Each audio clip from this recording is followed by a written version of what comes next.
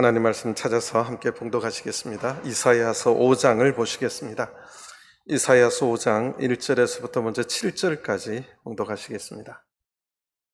이사야서 5장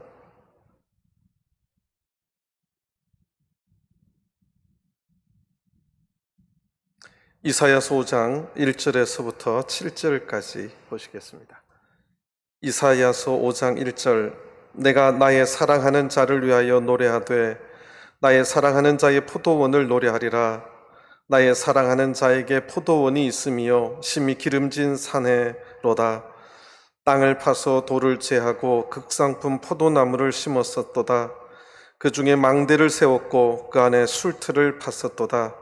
좋은 포도 맺기를 바랐더니 들포도를 맺혔도다. 예루살렘 거민과 유다 사람들아 구하노니 이제 나와 내 포도원 사이에 판단하라. 내가 내 포도원을 위하여 행한 것 외에 무엇을 더할 것이 있었으랴. 내가 좋은 포도 맺기를 기다렸거늘 들포도를 맺힘은 어찌민고. 이제 내가 내 포도원에 어떻게 행할 것을 너에게 이르리라. 내가 그 울타리를 걷어먹힘을 당케 하며 그 담을 헐어 짓밟히게 할 것이요 내가 그것으로 황무케 하리니 다시는 가지를 자름이나 북을 돋우지 못하여 진려와 형극이 날 것이며 내가 또 구름을 명하여 그 위에 비를 내리지 말라 하리라 하였었으니 대저 만군의 여호와의 포도원은 이스라엘 족속이요 그의 기뻐하시는 나무는 유다 사람이라. 그들에게 공평을 바라셨더니 도리어 포악이요 그들에게 의로움을 바라셨더니 도리어 부르짖음이었도다. 할렐루야. 할렐루야. 오늘 거룩한 안식일이 시작되는 시간, 피곤한 몸을 그래도 이끌어서 주의 전까지 나오신 모든 성도님들 하나님께서 은혜 주시기를 바랍니다.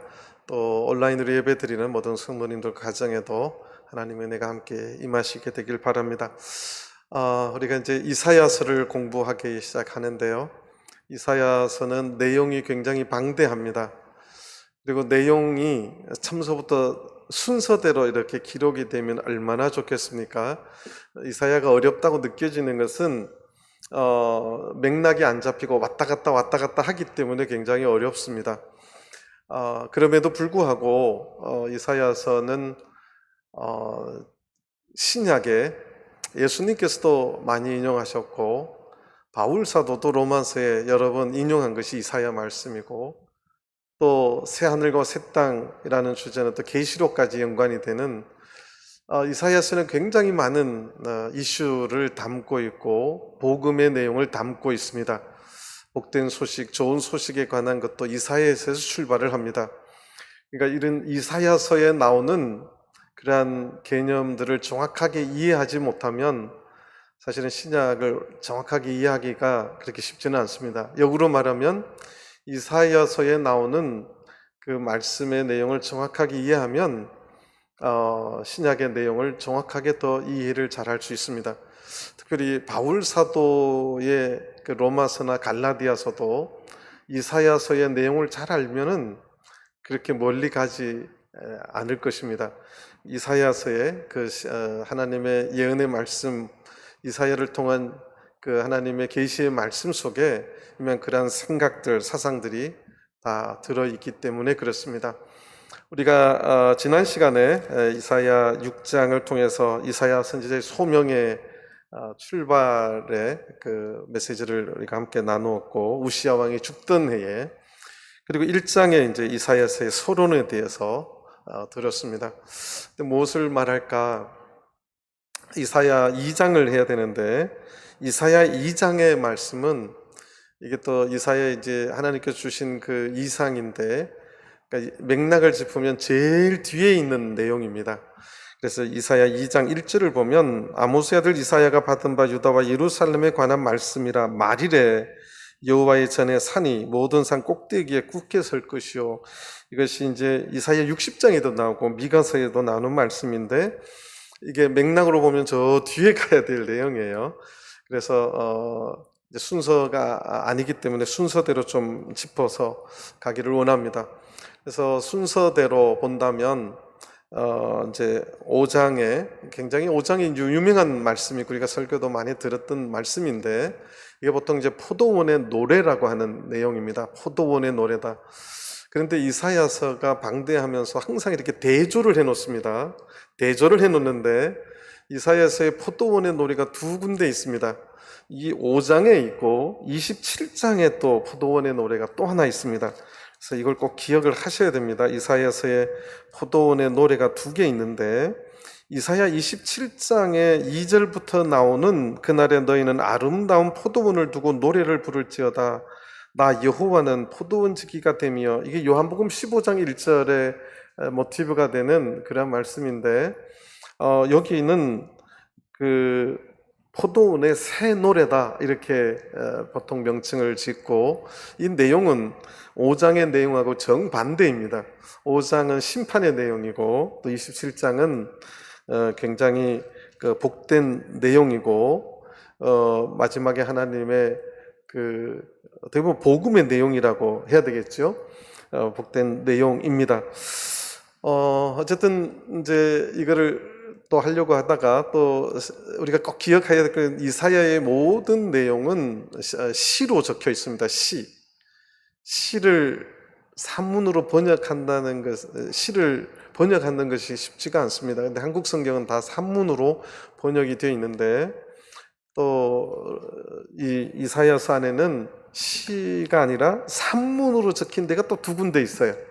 앞부분에 하나 있고 뒷부분에 하나가 있는데, 그래서 내일 오전에는 앞부분에 산문으로만 적혀 있는 그 부분에 대한 거, 뒤에 그 뒷부분에 또 산문으로만 적혀 있는 내용, 이유가 다 있습니다. 이것도 대조를 정확하게 해놓고 있는 내용인데요.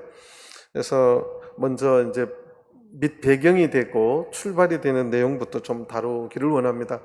이사야서는 보통 제5 복음서라고 할 정도로 신약과 굉장히 밀접한, 그러니까 보는 견해에 따라서 신약 성경에 가장 많이 인용된 성경이 시편이라고 할 수도 있고, 시편이 한 105군데 정도 이렇게 인용이 됐고요.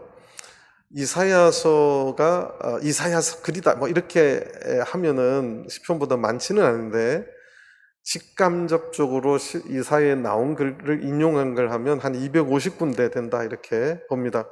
그러니까 엄청나게 신약에 가장 많이 인용된 책도 바로 이 이사야서인데요. 우리 누가복음 4장을 잠깐 보시겠습니다. 예수님께서도 이사야서를 읽었고 이사야서를 통해서 자기를 계시한 내용이 이사야서인데, 누가복음 4장에 적혀 있어서 먼저 이사야서에 대한 그 방대한 그 복음서라고 하는 그 의미를 우리가 새겨보면서 먼저 누가복음 4장 16절부터 잠깐 보도록 하겠습니다.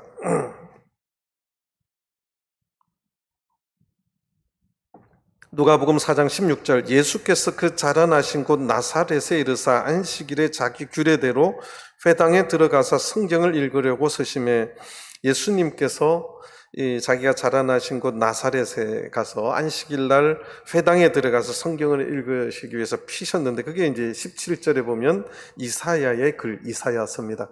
굉장히 새롭지 않습니까? 2000년 전에 예수님께서 지금 우리가 피고 있는 이사야서의 똑같은 글을 두루마리인데 그걸 읽으셨다는 거죠. 17절, 선지자 이사야의 글을 들이거늘 책을 펴서 이렇게 기록한 데를 찾으시니, 곧 이게 이제 18절부터 내용인데요. 이사야 61장 1절 2절의 내용입니다. 이걸 보통 메시아적 취임 설교다, 메시아의 사명에 관한 내용이다 이렇게 하는데요. 주의 성령이 내게 임하셨으니, 그때 벌써 이미 주의 신에 대해, 성령에 대해서 말을 합니다. 그래서 이사야서가 얼마나 깊이 있고 방대한 내용인지를 우리가 볼 수 있죠. 주의 성령이 내게 임하셨으니 이는 가난한 자에게 복음을 전하게 하시려고 내게 기름을 부으셨고, 나를 보내사 포로된 자에게 자유를, 눈먼 자에게 다시 보게 함을 전파하며 눌린 자를 자유케 하고 주의 은혜의 해를 전파하게 하려 하심이라 하였더라. 주의 은혜의 해를 전파하게 하려 하십니다. 20절, 책을 덮어 그 맡은 자에게 주시고 앉으시니 회당에 있는 자들이 다 주목하여 보더라. 예수님께서 딱 그 부분을 찾아서 읽으시고 두루마리를 우리 한국 성경에 보면 이제 책을 덮었다고 되어 있는데 원어는 이렇게 말았다고 되어 있습니다. 두루마리이기 때문에. 그래서 회당에 있는 자에게 주시고 21절이 굉장히 의미 있습니다. 보시겠습니다. 이에 예수께서 저희에게 말씀하시되 이 글이 오늘날 너희 귀에 응하였느니라 하시니. 엄청난 말씀입니다. 예수님께서 자기를 말씀하시고 이 글이 이사야서 61장 1절 2절의 이 말씀이 오늘날 너희 귀에 응하였다 이렇게 말씀합니다. 이것은 성취되었음을 이야기합니다. 이사야 61장에 말한 그 메시아의 그것이 오늘날 너희에게 응한다. 이 말은 메시아가 왔고 그 메시아가 바로 나다. 그 말을 하는 거예요. 근데 당시에는 이 말을 아무도 알아듣지를 못했던 것 같아요. 그래서 이사야서에 보면 보기는 보아도 보는 자가 없고 듣긴 들어도 알아듣는 자가 없다고 한 말이 그 말이죠. 이것이 예수님께서도 이사야서를 여러 번 이렇게 보시고 자기를 계시했던 책, 그것이 바로 이 메시아 이사야서인데요. 이걸 하나하나 다 하려면 또 엄청나게 많아서 제가 나중에 묶어서 메시아에 관한 예언에 따로 묶어서 좀 말씀을 드릴 생각이고, 먼저 우리가 그 유명한 포도원의 노래 5장에 나오는 이거에 대해서 앞부분을 우리가 하도 많이 들었기 때문에 오히려 제가는 앞부분을 빨리 보고 우리가 전혀 잘 듣지 못했던 뒷부분에 관해서 좀 말씀을 전해드리고자 합니다. 이사야 5장 1절을 보시겠습니다. 이사야 5장 1절입니다. 내가 나의 사랑하는 자를 위하여 노래하되 나의 사랑하는 자의 포도원을 노래하리라. 나의 사랑하는 자의 포도원을 노래하리라. 이것을 나의 사랑하는 자를 3번이나 말합니다. 하나님께서 이스라엘을 얼마나 사랑했는지를 의미하는 거예요. 여기 포도원에 대한 해석을 자체 하나님께서 해주셨는데 7절을 보시겠습니다. 이사야서 5장 7절입니다. 대저 만군의 여호와의 포도원은 누구라고요? 이미 설명을 해놨어요. 이스라엘 족속이다. 그의 기뻐하시는 나무는 포도나무를 말하죠. 포도나무는 유다 사람이다. 포도원은 이스라엘 족속이고 유대 민족이죠. 나무 한 그루 한 그루는 그 나무는 유대인 한 사람 한 사람이다. 오늘날 적용하면 포도원은 교회고 그 나무 한 그루 한 그루는 다 우리 성도들을 말한다고 하겠습니다. 그런데 그 나무 하나를 하나님께서 나의 사랑하는 자를 위하여 노래하되 나의 사랑하는 자의 포도원을 노래하리라. 나의 사랑하는 자에게 포도원이 있으며 심히 기름진 산에로다. 하나님께서 기름진 산에다가 포도원을 만들어서 그렇게 노래를 하겠다고 하고 있습니다. 하나님이 얼마나 기뻐하셨으면 그 포도원에 대해서 노래하고 싶다고 그렇게 말씀을 하십니다. 2절, 땅을 파서 돌을 제하고, 5가지 수고를 하는데 땅을 팠다고 되어 있어요. 농사하는데 제일 먼저 하는 것이 땅을 파는 거죠. 딱딱한 땅을 파서 또 돌을 제해야지 뿌리가 튼튼하게 내립니다. 그래서 돌을 다 제하고 포도나무 중에 극상품 포도나무를 심었다고 되어 있습니다. 그 다음에 4번째는 그 중에 망대를 세웠고, 왜 망대를 세웠죠? 네, 이렇게 하도 썰이 잘하는 사람들이 옛날이나 지금이나 많았던 것 같아요. 그래서 포도원을 지키기 위해서 망대를 세우고 그 안에 술틀을 팠었도다. 술틀을 팠다는 것은 하나님의 기대감을 이야기하는 거예요. 지금도 이스라엘에 가면 고대 이 시대에 술틀이 있습니다. 보통 어떻게 하냐면 큰 바위에, 약간 경사진 바위에다가 이렇게 파요. 거기를 파서 거기다 포도를 넣고 밟습니다. 사람이 밟으면 이렇게 또랑을 또 이렇게 팝니다. 파서 밑에 이렇게 포도즙이 뚝뚝 떨어지게. 그럼 거기다 통을 받아 놓고. 그래서 이런 바위가 지금도 있습니다. 그래서 이 포도원의 맛있는 포도가 잘 열기를 원해서 그 수확의 풍성을 위해서 즙 틀까지 만들어 놨다는 거죠. 하나님의 기대가 얼마나 컸음을 보여주는 그런 말씀입니다. 그래서 좋은 포도 맺기를 바랐더니 들포도를 맺혔도다. 이것이 포도원의 노래 앞부분, 이것은 구약의 하나님의 백성들이 가나안 땅에서 타락해가고 하나님을 버리고 우상을 숭배하고 점점 그들이 안 믿는 세상 사람들처럼 변해가는 것을 지금 이사야 선지자를 통해서 이야기하는 것입니다. 이거 심판을 할 수밖에 없음을 말하는 거예요. 그래서 이 들포도라고 하는 것을 한국말로 들포도 그러니까 야생포도, 우리가 이제 개량 안 한, 정자 개량하는 야생포도 이렇게 볼 수 있는데, 이 들포도의 원어의 뜻은 나쁜 열매입니다. 나쁜 열매. 그러니까 들포도라고 하는 그 원어 자체가 나쁜 열매라고 되어 있어요.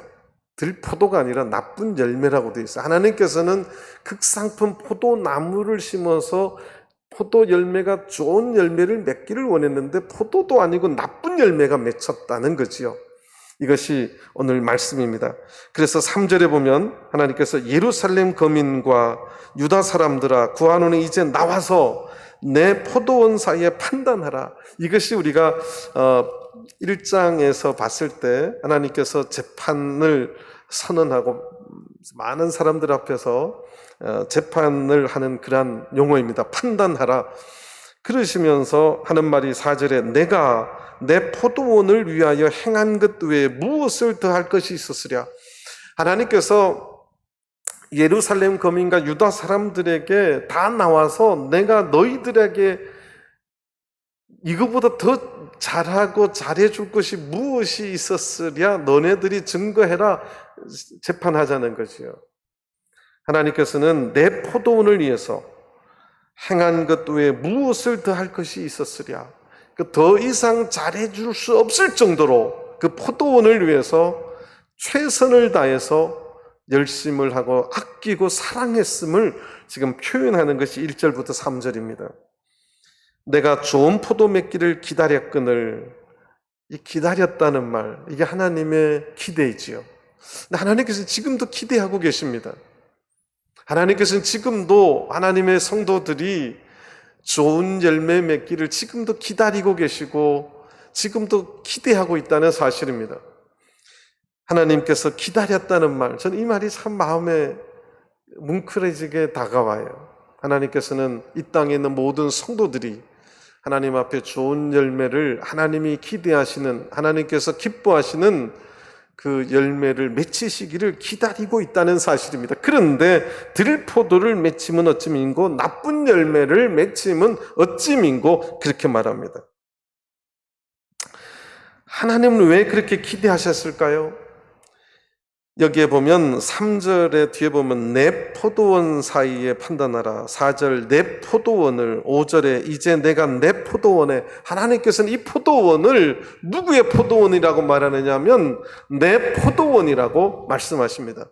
하나님께서는 내 것이라고 말합니다. 그래서 그 사랑과 애착이 큰 거고 기대가 크셨던 것이지요. 조금 틀리면 그냥 버려버리고 뽑아버리고가 아니라 그럼에도 불구하고 그 포도원을 내 포도원으로서 그렇게 아끼고 사랑했는데, 그래서 이 포도원에 대한 모티브를 통해서 예수님께서 신약 성경에 몇 개의 예수님께서 그 말씀 비유를 들었던 것들이 있습니다. 그러니까 이 이사야서에 나오는 이 포도원의 노래가 또 모티브가 된 것이죠. 하나님께서 그렇게 좋은 포도 맺기를 원했던 것이고, 그래서 5절에 보면 이제 5가지 심판에 관한 내용이 나옵니다. 이제 내가 내 포도원에 어떻게 행할 것을 너희에게 이를 것이다. 이제 이사야서는 계속해서 앞부분에 심판을 이야기한다 그랬죠. 이제 그렇게 사랑했던 출애굽을 통해서 구원해 주시고 가나안 땅에 이끌어서 그곳에서 좋은 열매 맺기를 기다렸던 하나님께서 참다가 이제 심판하시겠다고 하는 5가지 내용이 들어 있습니다. 내가 첫 번째 그 울타리를 걷어 먹힘을 당케 하며, 하나님께서 그렇게 망대를 짓고 울타리를 지었던 것을 이제 걷어버리시겠다는 거예요. 하나님의 보호하심을 걷어버리겠다는 이야기입니다. 그 다음에 그 담을 헐어 짓밟히게 할 것이다. 짓밟히게 하겠다는 것은 외부 세력이 들어와서 그들을 멸망시킬 것임을 지금 선언하는 내용이죠. 그래서 그 담을 헐어서 하나님께서 울타리가 되어서 그 담의 역할을 해주셨는데 다 걷어버리겠다는 것입니다. 그 다음에 6절, 내가 그것으로 황무케 하리니 다시는 가지를 자름이나 북을 돋우지 못하여, 하나님께서 가지도 안 자르고 북을 돋우지 않겠다는 거죠. 이 포도나무는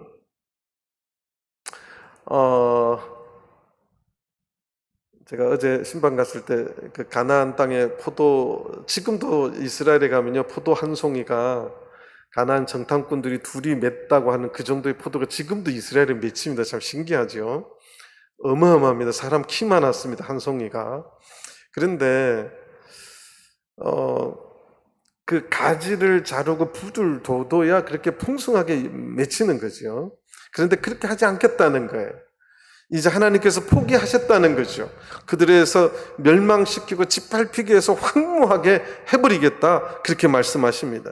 그래서 진려와 형극이 날 것이며, 5번째, 내가 또 구름을 명하여 그 위에 비를 내리지 말라 하리라. 하나님의 은혜가 절대 임하지 못하도록 하나님 그렇게 하시겠다, 심판에 대한 이렇게 명령을 하십니다. 그리고 나서 7절에 대저 만군의 여호와의 포도원은 이스라엘 족속이요, 내가 이렇게 심판을 하려고 하는 대상이 누구냐? 이스라엘 족속이었고 나의 기뻐하시는 나무인은 유대 사람이었다, 그렇게 말씀합니다. 그들에게 공평을 바랐더니 도리어 포악이요, 그들에게 의로움을 바라셨더니 도리어 부르짖음이었도다. 이런 7절 후반부에 있는 말이 이제 히브리 성경, 이제 예수님도 워드 프레이를 많이 하셨어요. 근데 구약 성경에 보면 워드 프레이를 참 많이 했습니다. 워드 프레이가 뭐냐면 비슷한 단어를 넣어요. 비슷한 단어를 넣는데 그 비슷한 단어가 전혀 다른 뜻입니다. 이게 이제 중국말에도 이런 워드 프레이가 굉장히 많거든요. 근데 이 워드 프레이가 성경에 굉장히 많습니다. 그게 무슨 말이냐면 그들에게 공평을 바라셨더니가 이 공이라고 하는 뜻인데 히브리 말로 미쉬파트입니다. 미쉬파트인데 뒤에 포악이다. 포악은 히브리 말로 미스파흐예요. 미쉬파트. 비슷한 발음인데 그것을 단어로서 배열해서 하나님이 바란 좋은 열매가 안 맺히고 나쁜 열매가 맺혔다. 근데 그것을 이런 워드 프레이를 가지고 하나님은 그렇게 말씀을 해주셨습니다. 그 다음에 의로움은 정의인데 이걸 째다카라고 합니다. 째다카. 근데 뒤에 보면 부르짖음은 억눌리고 고통받는 사람들이 하나님 앞에 부르짖는 것을 말하죠. 이것은 짜카예요. 짜카. 째다카, 짜카. 비슷한 발음이죠. 이게 성경에 엄청 많이 나타납니다. 그래서 이 7절의 후반부에는 이렇게 하나님께서 비슷한 단어를 통해서 좋은 열매 맺기를 원했는데 그들이 나쁜 열매, 들포도를 맺혔다. 그래서 심판할 수밖에 없음을 이야기합니다. 그래서 이사야에서의 출발은 항상 심판인데 전반부에 뒤에는 항상 하나님의 구원과 회복의 내용이 반드시 들어 있습니다. 그런데 오늘 이 5장에는 우리가 이 뒷부분을 좀 소홀히 생각하는데 뒷부분에 당시에 이스라엘 백성들이 얼마나 하나님 보시기에 타락해 있었고 세상적으로 가 있었는지를 보여주는 이 8절부터 뒤에 30절까지 내용이 있습니다. 근데 이 내용이 보통 6개의 화다 이렇게 말합니다. 화가 6개 있어요. 이게 단락을 보면 이제 4단락인데 하나 둘 4단락인데 그 5단락이죠. 5단락인데 화는 6개가 적혀 있어요. 그 8절에 보면 가옥에 가옥을 연하며 전투에 전투를 더하여 빈틈이 없도록 하고 이 땅 가운데서 홀로 거하려 하는 그들은 화 있을진저. 이 화 있을진저가 한국 성경은 제일 뒤에 나와 있어요. 근데 여러분들이 이제 인터넷을 통해서 자료를 보면 이 화 있을진저가 항상 제일 앞에 나와 있습니다. 화 있을진저가 앞에 있어요. 화 있을진저 11절 화 있을진저, 18절에 화 있을진저가 제일 첫 단어가 화 있을진저입니다. 이게 무슨 단어냐면 제가 지난번에도 말씀드렸지만 호의라고 하는 단어예요. 호의. 이게 곡소리입니다. 화 있을진저, 호의, 호의.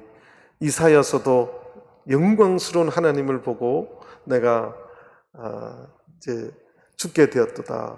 그것이 호의였습니다. 그러니까 8절에 들포도를 맺을 수밖에 없었던 이유를 6가지 화를 통해서 설명해 놓고 있어요. 제가 이제 이 뒷부분을 들으면서 내가 정말 막 깔깔 웃었던 때가 있는데, 극동방송에서 어떤 목사님이 아파트를 사는 사람은 화 있습니다 막 이러더라고요. 성경에 나와 있대요. 아파트를 사는 사람은 천국에 갈 수가 없습니다. 화를 받을 수밖에 없습니다. 막 이렇게 말해서 성경에 어디 그게 있지? 막 그랬더니 이사야서 5장 8절에 있다는 거예요. 그래서 내가 막 얼마나 웃었는지 몰라요. 가옥에 가옥을 연하여서 지은 데가 어딥니까? 아파트라는 거예요.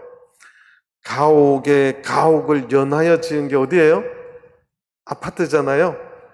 아니에요?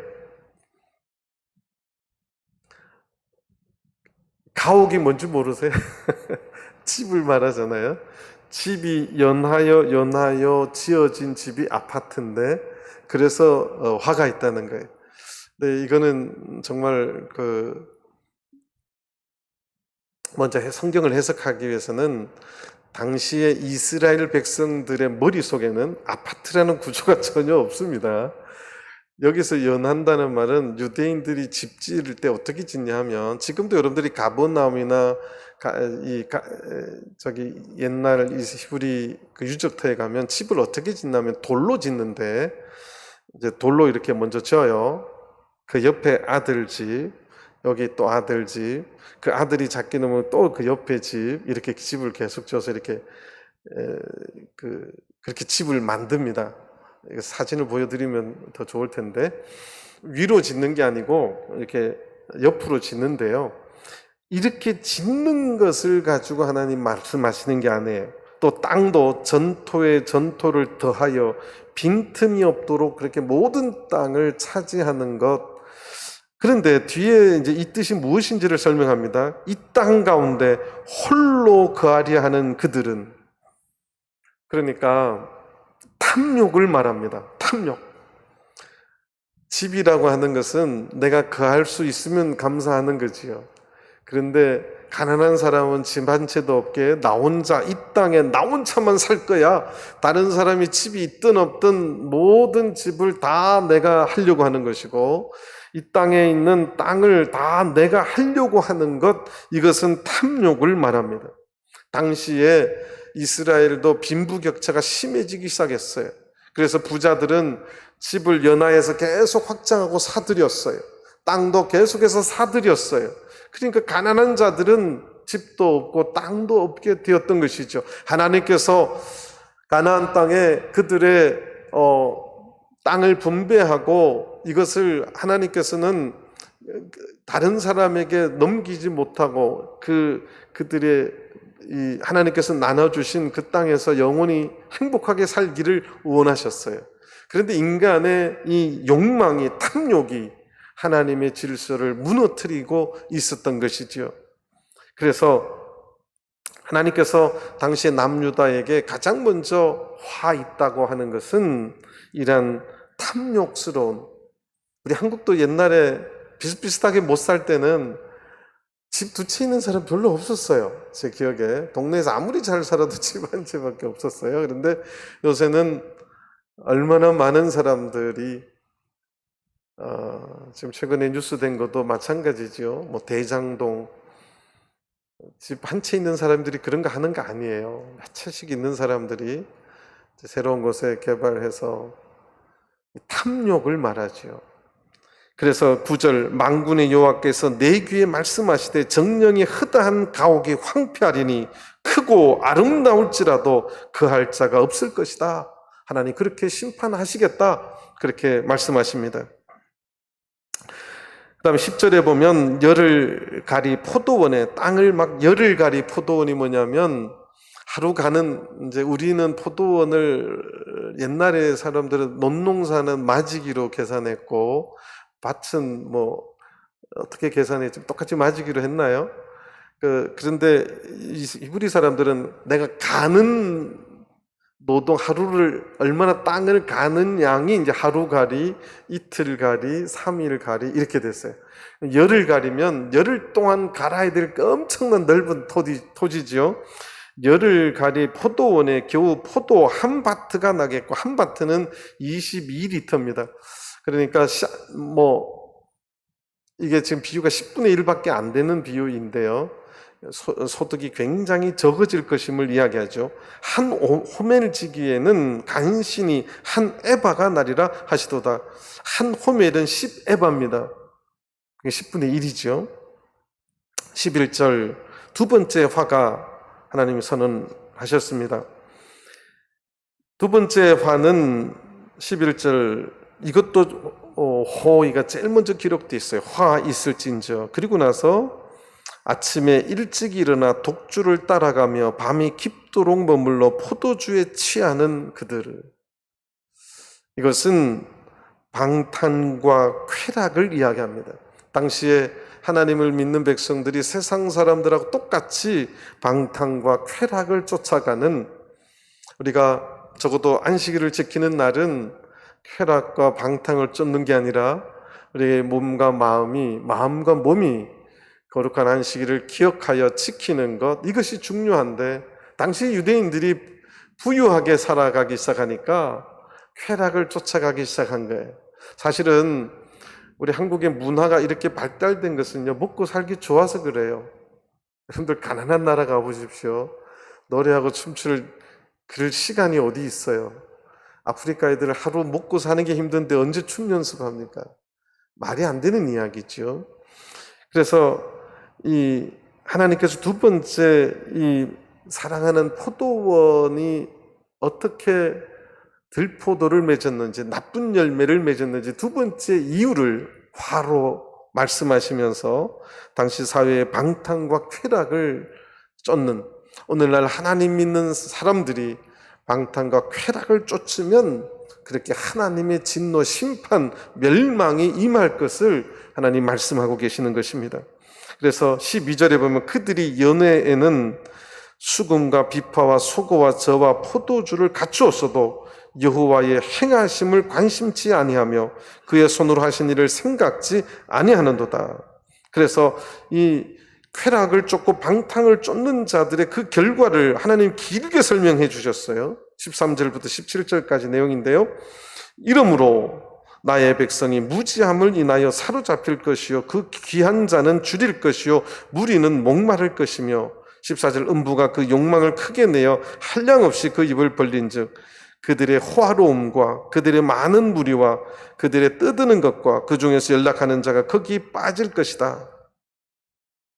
참 무서운 비유이지요. 15절 찬한 자는 굴복되고 귀한 자는 낮아지고 오만한 자의 눈도 낮아질 것이로되 16절 오직 만군의 여호와는 공평함으로 높임을 받으시며 거룩하신 하나님은 의로우심으로 거룩하다 함을 받으시리니 17절 그때에는 어린 양들이 자기 초장에 있는 것 같이 먹을 것이요 살찐 자의 황무한 밥채 솟아는 유리하는 자들이 먹으리라. 하나님께서 두 번째 이것 때문에 그들이 나쁜 열매를 맺었음을 선언하는데 그것이 줄여서 말하면 방탕과 쾌락을 쫓는 세상 사람을 따라가는 그들을 말하는 것입니다. 세 번째 화는 18절입니다. 거짓으로 끈을 삼아 죄악을 끌며 술의 줄로 함같이 죄악을 끄는 자는 화있을진저. 이것도 제일 먼저 기록되어 있어요. 화있을진저. 거짓으로 끈을 삼아 죄악을 끌며 이 거짓이 원래 뜻은 속임수입니다. 이 세상에 얼마나 거짓이 많아요? 속임수가 많습니까?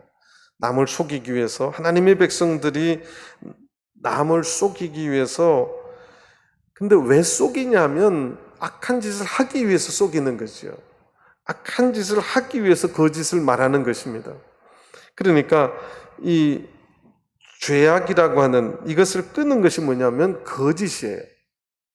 거짓말해서 남을 죄악 가운데로 빠지게 만드는 거죠. 이런 자들, 속임수를 통해서 다른 사람들을 마음 아프게 하고 갈취하고 하는 이런 사회, 우리 성도님들 간에는 절대 이런 일이 있었으면 안 되겠죠. 근데 어렵게 살면 또 그렇게 돼요. 교회 안에서도 그런 일이 종종 발생합니다. 이렇게 있어서는 안 되는 것이죠. 그래서 성경은 자족하며 살아라는 말이 그 뜻이에요. 허황된 욕망과 꿈을 끄니까 이렇게 하면 이렇게 될 것처럼 자기가 막 이렇게 꿈처럼 부풀러 있다가 자기 맘대로 되는 것이 어디가 있습니까? 그러다 보니까 그게 이제 다른 사람에게 아픔을 주고 고통을 주고 그게 속임수가 되는 것이죠. 거짓이 되는 것이고 거짓이 거짓을 낳고 거짓말이 거짓말을 낳고 계속해서 그렇게 되는 것입니다. 이게 욕망을, 죄악을 끌고 가는 거예요. 사회가 빈부귀차 잘 사는 사람들이 너무 호화롭게 살고 하니까 이런 현상들이 일어나는 것입니다. 그래서 이 거짓으로 오늘날 한국 사회의 보이스피싱이며 뭐 이런 사기하려고 하는 사람들이 얼마나 많은지 몰라요. 운전도 조심해서 해야 돼요. 참 일부러 가서 부딪히는 척 넘어지고 보험금 타기 위해서 얼마나 하는 그 사기하는 사람들이 얼마나 많은지 모릅니다. 그런 자들이 19절을 보면 뭐라고 말하느냐면 하나님을 빈정거립니다. 19절 그들이 이르기를, 이 이르기를이란 말을 다른 성경에 빈정거린다고 번역을 했어요. 그들이 이르기를, 그는 하나님을 말합니다. 하나님은 그 일을 속속히 이루어 우리로 보게 할 것이며 이스라엘의 거룩한 자는 그 도모를 속히 임하게 하여 우리로 알게 할 것이라 하는도다. 하나님을 조롱하는 거예요. 이게 무슨 말이냐면 내 눈에 하나님 안 보이니까, 내 눈에 하나님 안 보이고 뭐 하나님 말씀 이루어지는 것도 없으니까 착하게 살아서 뭐 소용이 있겠느냐 이거지요. 그래서 하나님을 빈정거리는 거. 하나님 진짜 살아 계세요? 하나님이 어디 살아 계시지요? 이러면서 속임수로 죄악을 끌며 사람들을 속이고 살아가는 자들이 있었다는 거지요.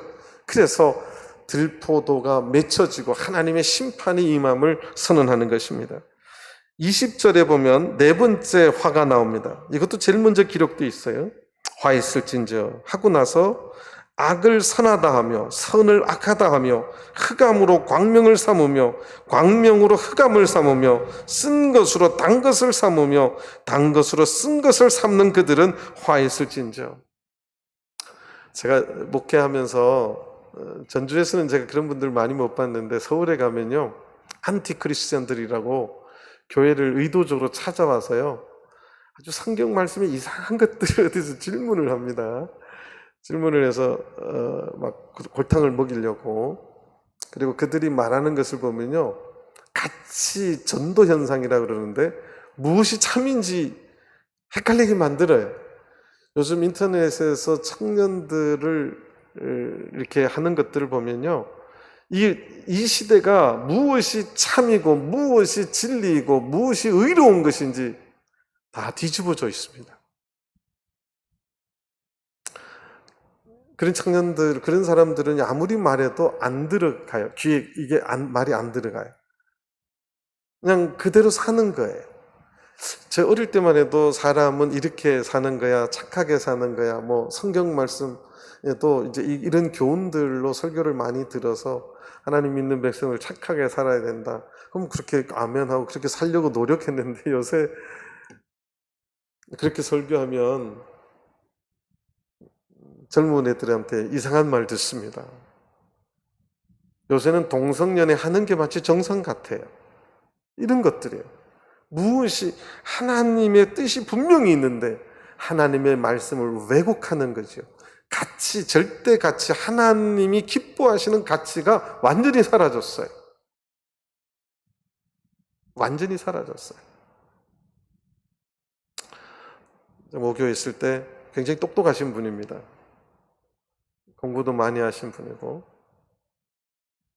자기는 왜 교회 꼭 나가야 되는지 이유를 모르겠대요. 왜 그러시냐고 했더니 내 마음속에 하나님만 있으면 되고 예수님을 사랑하면 되지 왜 교회 가서 안식일날 예배드리고 왜 교회 가서 앉아 있는지 이해가 안 된다는 거예요. 되게 맞는 말 같죠? 근데 그 말을 또 따르는 사람들이 있어요. 내 마음속에 하나님만 살아있고 내가 하나님 사랑하면 됐지 뭘 교회 가서 예배드리고 그 앉아 있는지 나 이해가 안 된다는 거예요. 다 자기 기준으로 보면 다 맞는 말 같아요. 굉장히 합리적인 거죠. 그렇게 보이는 거죠. 오늘날 신앙에 이런 것들이 굉장히 많습니다. 하나님께서는 이사야서에 마당만 밟지 말라고 한 것은 오지 말라는 말이 아니에요. 몸도 오고 뭐도 오라고요? 마음도 오라는 것이 하나님의 말씀이에요. 하나님의 뜻을 정확하게 알아야 되는데 자꾸 인간의 편리한 대로 신앙을 만들어가는 거예요. 이게 이 현상이에요. 당시에 남유다에서 이러한 현상들, 똑똑한 사람들이 많이 나오니까 이렇게 만드는 거예요. 악을 선하다 하고 선을 악하다 하고 흑암으로 광명을 삼고 역으로 또 광명을 흑암을 삼고 쓴 것을 단 것을 만들고 단 것으로 쓴 것을 삼는 이들, 하나님의 뜻을 교묘하게 왜곡시키고 하나님의 기준을 무너뜨리는 사람들, 하나님의 말씀을 무너뜨리는 사람들이 말세가 될수록 점점 많아집니다. 똑같은 거예요. 화 있을진저 그들을 하나님께 분명히 멸망시킬 것이다. 이 들포도 나쁜 열매를 맺는 자들 하나님 분명히 심판할 것이다. 이것이 네 번째의 이유입니다. 다섯 번째는 21절에 나옵니다. 스스로 지혜롭다 하며 스스로 명철하다 하는 그들. 딱 들으면 이게 성경의 개념이 나오지. 뭐죠? 이거는 교만입니다. 오늘날 다 자기가 왕이에요. 저희 어릴 때만 해도 목자님 말이면 하나님 말하고 같이 생각했어요. 근데 요새는 그랬다가 큰일 납니다, 목자들도. 그런데 그렇게 안 하고 하나님 말씀을 펴놔도 그거는 목자님 말이죠. 내 말이 아니라 성경 말씀이잖아요. 안 들어요. 누가 더 똑똑해요? 내가 항상 더 똑똑해요. 내 생각이 더 맞아요. 내 경험이, 내 철학이, 나의 읽은 책의 내용이 더 정확한 거예요. 내가 어디서 유튜브에서 들은 내용이 더 맞는 거예요. 제가 아무리 설명해도 유튜브에서 그렇게 들었대요. 아니, 그거는 세상에서 그렇게 성경에서 말하는 것들에도 성경 말씀은 그 뜻이 아니다. 필요 없어요. 내가 더 똑똑합니다. 이 교만을 말하지요. 교만한 자들은 화 있을진저. 이게 다섯 번째 교만입니다. 세상이 마지막 이것은 두 가지 예표예요. 당시에 대한 하나님의 심판의 메시지지만 동일하게 마지막 시대에 적용되는 동일한 메시지입니다. 하나님 말씀을 정확하게 알지 못하면, 하나님의 뜻을 광범위하게 알지 못하면 편협된 내 생각이 항상 더 옳아 보여요. 편협된 내 생각이 더 맞는 것처럼 보여집니다. 아무리 하나님의 뜻을 전해도 내가 더 똑똑해요. 내가 더 잘합니다. 심지어 목자님은 참, 목자님 사회 경험 안 해보셨지요? 한마디로 딱 무시하는 말이죠. 목자님 참, 목자님 사회 경험 안 해보셨지요?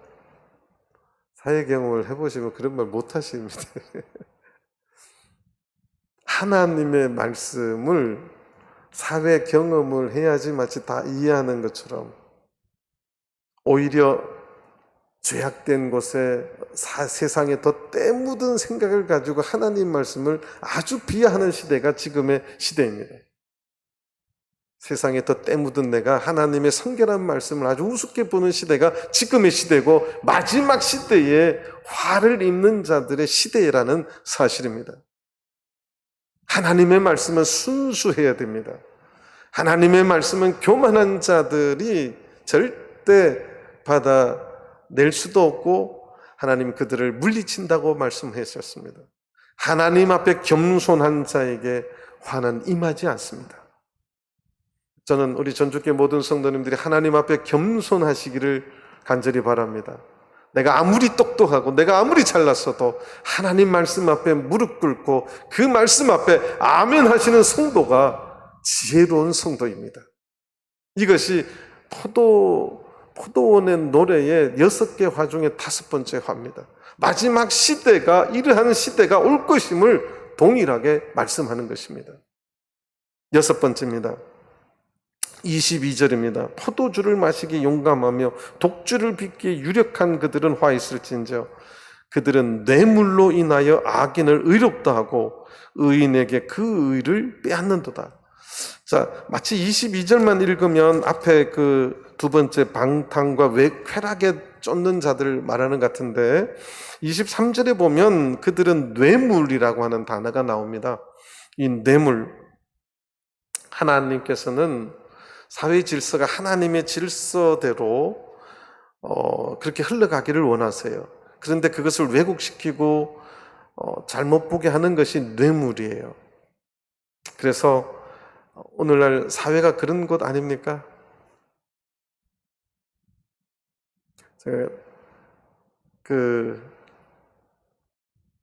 소위 말해서 정치 안 하시는 분들, 그 위에 계시는 분들이 얼마나 타락해 있고 뇌물이 왔다 갔다 하는지 우리 백성들 잘 모르지요. 그런 것을 놓치기 싫어하는 무리들이 있습니다. 또 그것을 무너뜨리려고 하는 사람들이 있고. 근데 제가 참 좀 슬픈 거는 정확하게 보지 못하면 그것을 잘 못 보는 분들이 많다는 사실이에요. 누가 그런 뇌물을 받고 그것을 가지고 하는 집단인지, 누가 그런 것에 정말 나라가 깨끗하게 세워지기를 원하는 사람인지 부안내동하면 결코 볼 수 없는 구조입니다. 그런데 하나님께서는 이거 알고 계시지요. 오늘날 사회도 마찬가지예요. 기득권 헤게모니를 쥐고 있는 자들은 자기들끼리의 뇌물을 통해서 악인을 의롭게 만들고 의인에게 그 의를 빼앗아가는 시대입니다. 이게 마지막 시대라는 거지요. 당시에 남유다 시대가 또 그랬다는 거예요. 남유다의 마지막 선지자가 예레미야인데 예레미야도 그런 말을 한 거죠. 아무리 똑바로 하나님의 말씀을 정확하게 말해도 죽이려고 하고 사회가 악해지면 이런 뇌물이 횡행하는, 그래서 자기들끼리 그렇게 무전, 유죄, 유전, 무죄가 되는 그런 시대가 점점 강화가 되고 그렇게 되어 간다는 것입니다. 이런 사회 속에서 하나님의 백성들은 어떻게 살아야 될 것인가 다시 한번 우리들에게 문제를 던져주고 있습니다. 자, 그리고 나서 이제 결론을 24절부터 말씀을 하는데 24절, 25절을 먼저 보시겠습니다. 이로 인하여, 결론입니다. 이를 인하여 불꽃이 그루터기를 삼김같이 마른 풀이 불 속에 떨어짐같이 그들의 뿌리가 썩겠고 꽃이 티끌처럼 날리리라. 그들이 만군의 여호와의 율법을 버리며 이스라엘의 거룩하신 자의 말씀을 멸시하였습니다. 이사야의 말씀이 굉장히 정확하죠. 여호와의 율법을 버리고 만군의 거룩하신 자의 말씀을 멸시하였기 때문에 그런 태도, 그런 신앙생활을 하고 그런 사회가 되어가는 것입니다. 그러므로 25절, 그러므로 여호와께서 자기 백성에게 노를 바라시고, 이 자기 백성, 자기 포도원, 아름다운 포도원, 사랑하는 포도원, 그 포도원을 하나님께서 진노를 발하시겠다는 겁니다. 손을 들어 그들을 치신지라 산들은 진동하며 그들의 시체는 거리 가운데 분토같이 되었으나 그 노가 돌아서지 아니하였고 그 손이 오히려 펴졌느니라. 26절부터 30절은 하나님께서 어떻게 노를 발하시느냐, 그 진노를 발하시느냐 하면 이방인들, 외부의 적을 불러서 유다를 심판하시겠다는 내용입니다. 이게 그대로 적용이 성취가 되었습니다. 26절, 길을 세우시고 먼 나라들을 불러 땅 끝에서부터 오게 하실 것이라. 보라, 그들이 빨리 달려올 것이로되. 북이스라엘은 아수르에 멸망당했고 남유다는 바벨론에 멸망을 당했습니다. 하나님의 이 이사야를 통한 예언의 말씀이 그대로 성취되는 것이지요. 27절, 그 중에 곰핍하여 넘어지는 자도 없을 것이며 조는 자나 자는 자도 없을 것이며. 쳐들어오는데 남이 백성들을 쳐들어와서 멸망시키는데 조는 자도 넘어지는 자도 없이 그렇게 달려온다는 것입니다. 그들의 허리띠는 풀리지 아니하며 그들의 신들매는 끊어지지 아니하며. 28절, 그들의 살은 날카롭고, 화살을 말하죠. 그들의 살은 날카롭고 모든 활은 당기어졌으며 그 말굽은 부싯돌 같고 차바퀴는 회리바람 같을 것이며. 빨리 임박하게 달려오는 그 모습을 나타내는 말입니다. 29절, 그 부르짖는 것은 암사자 같을 것이요 그 소리 지름은 어린 사자들과 같을 것이라. 그들이 부르짖으며 물건을 움켜 염려 없이 가져가도 건질 자가 없으리로다. 그날에 성경은 항상 그날에, 마지막 날에, 이런 말이 무섭죠. 그날에 그들이 바다 물결 소리같이 백성을 향하여 부르짖으리니 사람이 그 땅을 바라보며 흑암과 고난이 있고 빛은 구름에 가리워져서 어두우리라. 이것이 하나님께서 포도원의 노래만 유명한 것이 아니라 그 뒤에 하나님께서 6가지 화를 말씀하시면서 어떻게 멸망할 것인지에 대한 예언도 이미 5장에 하나님 말씀하고 있다는 사실이에요. 이 사실이 그대로 이루어졌습니다. 그러니까 제가 이제 30할 때 이사야서를 50년간 역할했지만 200년간의 역사를 기록해 놨다. 근데 이사야서에 많이 나오는 게 메시아 예언이에요. 메시아 예언까지를 보면 이사야서는 800년간의 예수님 800년 전에 8세기, 그러니까 800년 전에 일했던 선지자예요. 엄청난 예언들을 계속해서 쏟아내는데 모든 것이 다 성취됩니다. 그리고 그들이 어떻게 구원해내시는가를 아주 상세하게 말씀하시는데 이것이 로마서에 기록 안 할 수가 없어요. 바울 사도의 그 생각의 단초가 엄청난 생각들이 이 이사야서에서 모티브가 많이 됩니다. 그래서 이 이사야서를 우리가 다시 한번 정리하면서 제가 순서대로 이 맥락에 쫓아서 좀 말씀을 드리도록 하겠습니다. 우리가 이사야서를 다시 한번 묵상하고 읽으면서 우리가 마지막 시대에 이 땅을 향한 하나님의 심판은 이미 선포되었습니다. 그리고 지금도 동일하게 하나님께서는 우리 성도들이 좋은 열매, 극상품 포도나무가 심겨진 우리가 좋은 열매 맺기를 여전히 기다리고 계시고 기대하고 계십니다. 근데 만약 우리가 세상을 쫓아 6가지 화를 쫓는다면 우리에게도 동일하게 심판이 임하리라고 저는 확신합니다.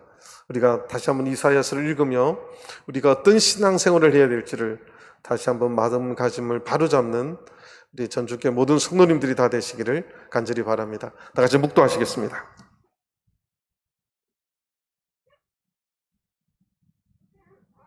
할렐루야.